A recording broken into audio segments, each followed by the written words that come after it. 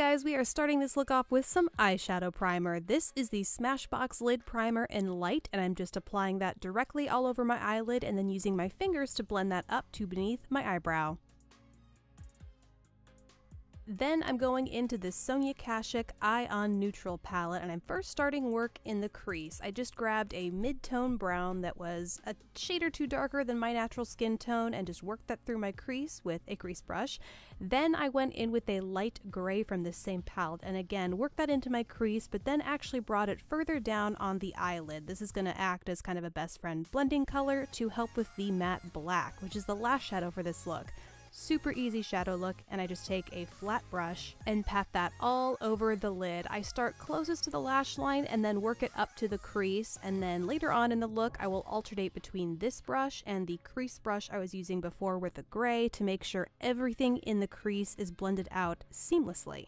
Now this look has a glitter liner, but I wanted to make sure I put it over an inky black base so it really popped against the eye look. So for that I am using the Christian Louboutin Vinyl Luminous Ink Liner, and I'm creating more than a subtle cat eye flick. I'm going all out here. Part of the point behind this look was to basically make it as extra as possible, just kind of see how different I could make myself look. So we're going big here, and I'm even going in for the inner corner flick, which I rarely do because I lack the patience, and for some reason I can put liner on my waterline, but my inner corner just makes it water like crazy. Speaking of the waterline, I'm going in here with another Christian Louboutin liner. This is the Velour Velvet Eye Definer in the shade Deep Teal, and this actually does stay in my waterline. It's a thicker, kind of waxier texture that just stays put even on my watery eyes.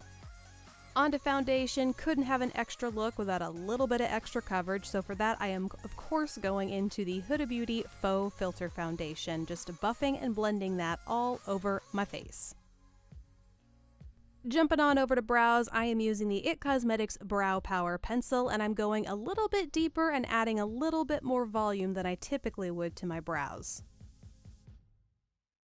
Once those are combed through, I go back into the gray and black eyeshadow I used on my eyes and run that along my lower lash line before jumping into concealer. This is the Estee Lauder Double Wear, one of my favorites for the year 2017, and I'm just applying the teensiest bit of that to my under eye area. This stuff is so concentrated that a little bit goes a long way.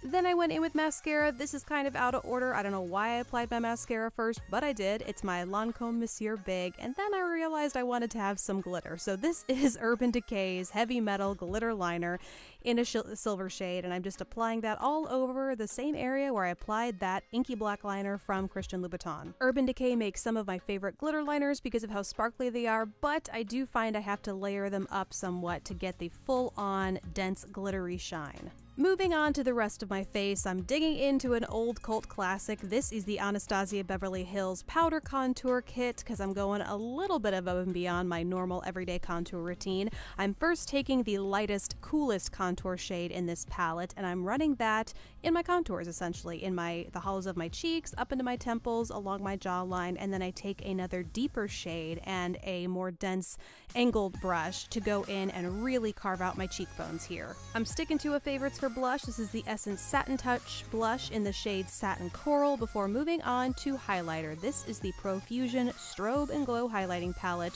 one of my favorites.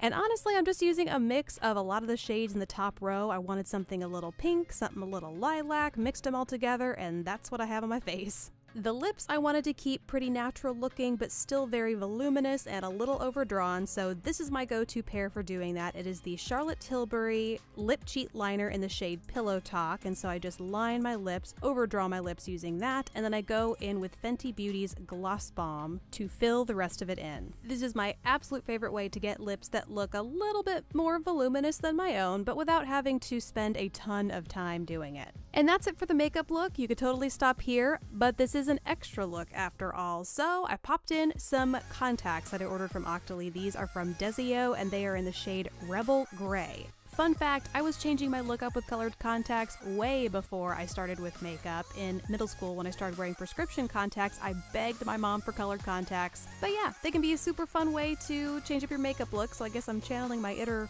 middle schooler here and taking my makeup to the next level. So that's it from me, guys. Thank you so much for watching. I really hope you enjoyed this video. Please don't forget to subscribe if you haven't already, and I will catch you in the next video. Bye, guys!